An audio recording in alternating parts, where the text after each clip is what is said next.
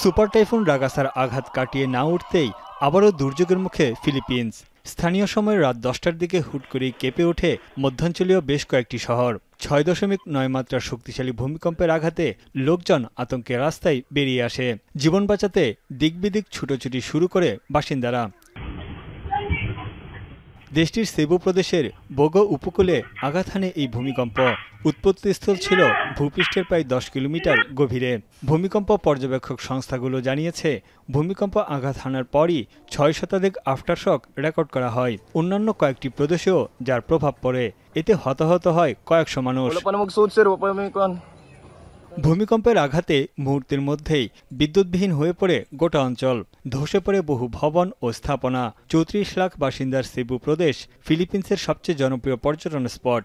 সবচেয়ে বেশি ক্ষয়ক্ষতি হয়েছে সেবুর উত্তরাঞ্চলে। এলাকাটিকে দুর্যোগপূর্ণ ঘোষণা করেছে ফিলিপিন্স সরকার। সামাজিক যোগাযোগ মাধ্যমে ছড়িয়ে পড়া ভিডিওতে দেখা যায়, শত বছরের পুরনো একটি গির্জাসহ বহু ভবন ধসে পড়েছে। সেতুতে থাকা মোটরসাইকেল আরোহীরা প্রাণ বাঁচাতে রেলিং ধরে আঁকড়ে আছেন। এছাড়া শপিং মলের ছাদ ধসে মারা গেছেন বেশ কয়েকজন।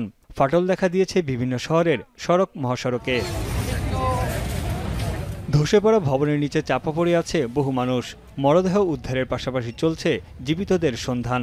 নিখোঁজ অনেক বাসিন্দা। আহতদের চিকিৎসা দিতে হিমশিম খাচ্ছে স্থানীয় হাসপাতালগুলো। অনেক বাসিন্দা আতঙ্কে রাত কাটিয়েছেন রাস্তায় ও খোলা আকাশের নিচে। প্রশান্ত মহাসাগরের রিং অফ ফায়ারে অবস্থান করায় ফিলিপিন্সে ভূমিকম্প অনেকটা নিয়মিত ঘটনা। 2013 সালে সেবু ও বোহল দ্বীপে শক্তিশালী ভূমিকম্পে প্রাণ হারিয়েছিলেন শতাধিক মানুষ। তানভীর জনি, এখন বিশ্ব। কালার এক্সপার্ট, জর্জ স্যাপ এবং মাইল্ড অন হ্যান্ডস টেকনোলজি সমৃদ্ধ অরিক্স ক্রিস্টাল ওয়াশ আপনার লন্ড্রি এক্সপার্ট।